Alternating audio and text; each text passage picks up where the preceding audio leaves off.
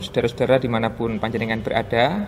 Setelah sekian lama libur, kini Pelangi Wacana kembali menyapa panjenengan semua. Saya yakin bahwa masih ada banyak orang yang belum mengenal, bahkan belum mendalami pokok-pokok ajaran GKJ, meskipun kita adalah orang GKJ.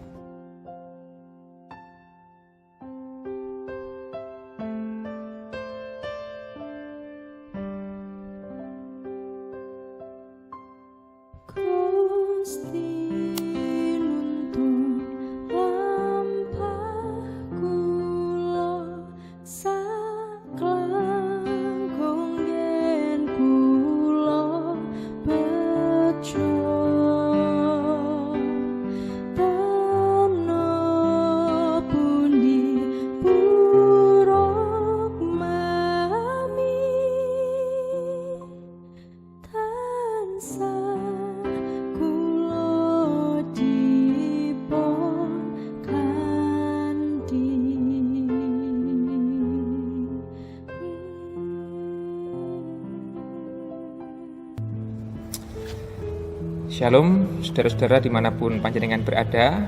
Setelah sekian lama libur, kini Pelangi Wacana kembali menyapa panjenengan semua. Dan kita akan mulai rubrik baru, yaitu tentang pokok-pokok ajaran Gereja Kristen Jawa, atau disingkat PPA GKJ. Di dalam buku ini ada sangat banyak pengajaran iman yang penting sekaligus menarik, namun saya yakin bahwa masih ada banyak orang yang belum mengenal, bahkan belum mendalami pokok-pokok ajaran GKJ, meskipun kita adalah orang GKJ. Maka supaya kita mendapatkan wawasan dari dokumen ini, pelan-pelan akan coba saya ulas isinya. Tentu terlepas apakah kita setuju apa tidak dengan isi PPA GKJ. Nah, kita akan mulai dari bab 2 yang temanya adalah Alkitab atau kitab suci. Nah, ini sangat menarik.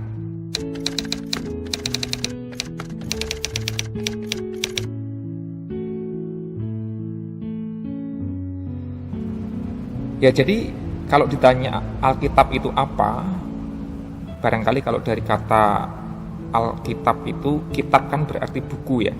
Al itu sebuah sebutan untuk menyebut sesuatu yang ilahi, ada unsur kealahannya.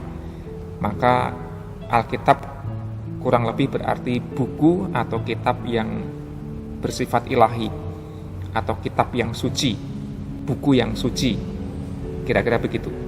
Nah, tetapi dalam PPA GKJ disebutkan begini, saudara-saudara yang terkasih, Alkitab adalah kumpulan tulisan yang diyakini oleh gereja dan orang-orang percaya sebagai firman Allah, yang terdiri dari 66 kitab, terbagi dalam 2 bagian, yaitu Perjanjian Lama atau PL dan Perjanjian Baru atau PP.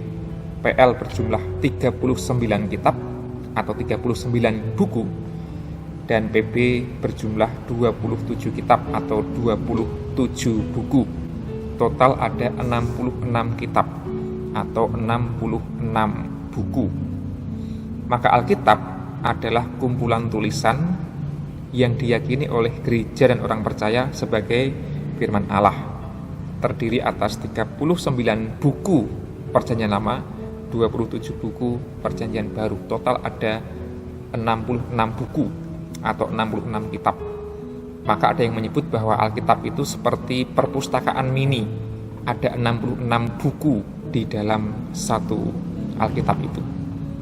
Itu frase yang pertama yang menarik adalah kumpulan tulisan.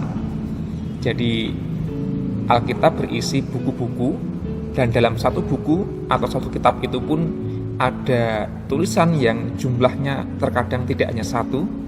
Misalnya ada kitab yang panjang sekali pasalnya, kitab Mazmur misalnya 150 pasal, namun ada kitab-kitab yang hanya singkat, bahkan ada yang terdiri atas 1 atau 2 pasal saja, pendek sekali. Kitab Injil misalnya ada 4 Injil, ada Injil Markus yang paling pendek, ada Injil Lukas dan Yohanes yang cukup panjang misalnya. Sehingga Alkitab adalah kumpulan tulisan-tulisan yang dikoleksi, diseleksi dikurasi kemudian menjadi kitab suci. Karena banyak sekali, maka variannya pun akan menjadi sangat banyak. Verse kedua yang penting adalah kumpulan tulisan tadi itu diyakini oleh gereja dan orang-orang percaya sebagai firman Allah. Berarti kalau bukan gereja atau bukan orang-orang beriman, orang percaya, ya tentu tidak meyakini kitab tadi sebagai firman Allah. Yang mungkin menghargai sebagai buku suci biasa atau mungkin malah mencemooh sebagai kitab yang palsu dan seterusnya. Tetapi yang menganggap itu suci adalah komunitas gereja dan orang percaya. Maka buku-buku atau kitab-kitab tadi itu sebenarnya disebut suci karena disucikan, dikuduskan oleh gereja, dianggap, ditentukan, ditetapkan dalam sebuah sidang gitu ya, konsili. Inilah kitab-kitab yang masuk kategori suci. Nah, ada proses yang panjang bernama kanonisasi Alkitab, kapan-kapan kita bahas. Nah, itu soal frase yang kedua. Maka jangan heran kalau ada orang-orang di luar gereja atau di luar orang percaya yang tidak menganggap Alkitab kita sebagai firman Allah, bahkan sebagai tulisan yang palsu dan seterusnya dan seterusnya.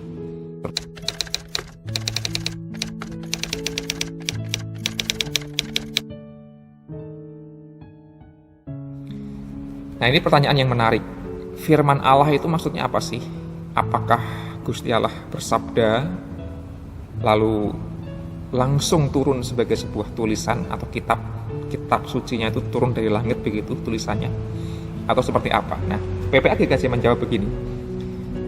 Melalui Alkitab, Allah menyatakan maksud dan kehendaknya untuk menyelamatkan manusia dalam rangka sejarah penyelamatannya.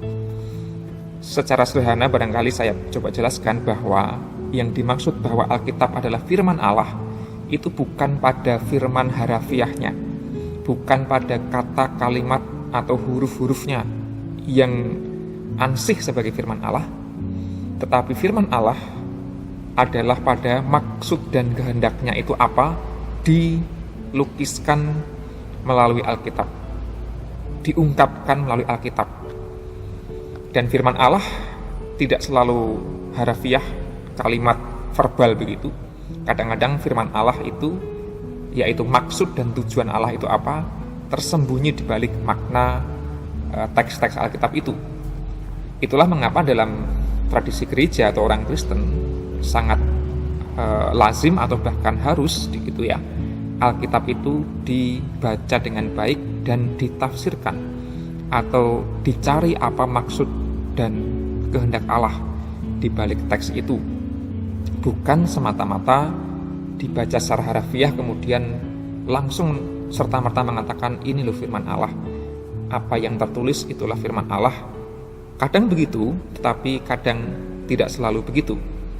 Maka poinnya bukan pada soal rumusan kata, kalimat, tulisan, perikop, melainkan fokus kita adalah pada apa maksud dan kehendak Tuhan dalam rangka menyelamatkan manusia. Kalau ada kalimat-kalimat atau kata-kata dalam Alkitab yang isinya malah berisi kekerasan misalnya begitu, ya itu tidak diambil, dihayati sebagai firman Allah. Harus digali maknanya, ditafsir. Kenapa kok ada kalimat-kalimat yang kasar, ada perintah membunuh misalnya begitu? Apa maksud dan kehendak Allah di balik kalimat-kalimat itu?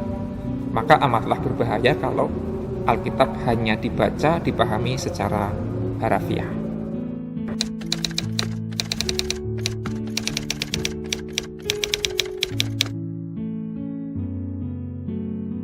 Nah, ini pertanyaan yang tidak mudah dijawab karena ada penulis Alkitab yang sudah diyakini oleh para ahli dialah yang menulis, namun ada beberapa penulis yang masih diragukan keotentikannya, betulkah bahwa dia yang menulis Alkitab. Tetapi PPA GKJ menjawab begini, yang menulis 66 kitab atau 66 buku dan yang menghimpunnya ke dalam Alkitab adalah orang-orang yang dipakai oleh Allah untuk menyatakan maksud dan kehendaknya. Orang-orang tersebut berasal dari latar belakang, tempat, zaman yang berbeda-beda. Penulisannya pun dalam bahasa yang berbeda-beda. dan dengan mempergunakan bentuk sastra yang berbeda-beda pula. Oke, kita ulas satu demi satu ya. Yang menulis adalah orang-orang yang dipakai oleh Allah untuk menyatakan maksud dan kehendaknya. Orang-orang ini siapa saja? Ada sangat banyak. Ada nabi, ada rasul, ada guru, ada agamawan, ada seorang tabib misalnya begitu. Ada berbagai macam profesi, termasuk raja. Diyakini misalnya Raja Daud kan menulis kitab Mazmur. Jadi penulis kitab suci itu sangat banyak. Bahkan para ahli meyakini bahwa ada kitab-kitab yang ditulis oleh tim, bukan hanya satu orang saja. Ada tim penulis, ada kru penulis yang ditugasi untuk menulis kitab-kitab tertentu.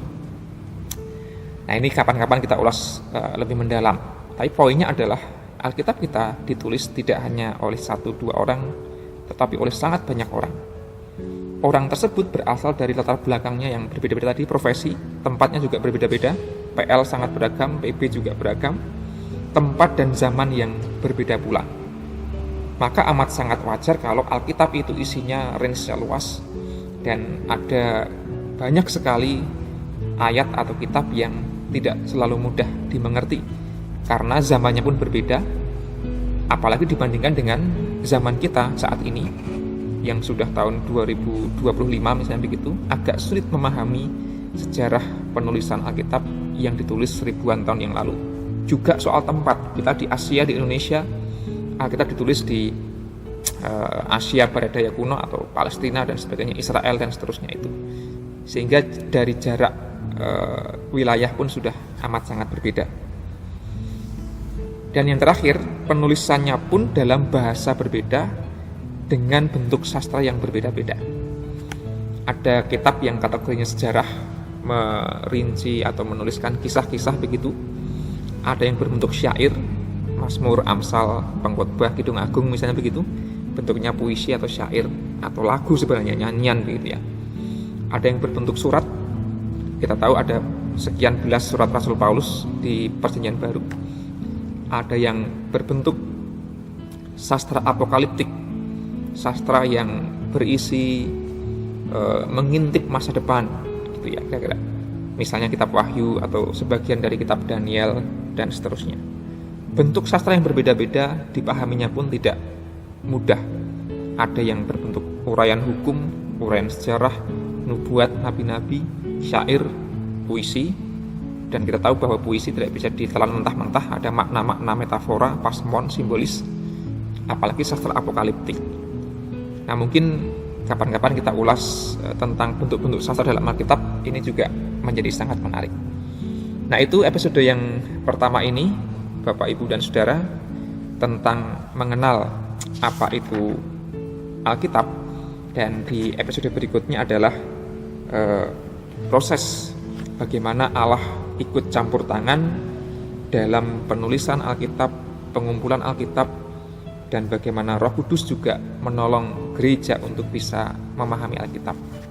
Nantikan episode-episode selanjutnya tetap di kanal YouTube GKJ Pekalongan. Jangan lupa like, share, subscribe, dan komen. Barangkali ada tanggapan atau pertanyaan. Semoga bermanfaat.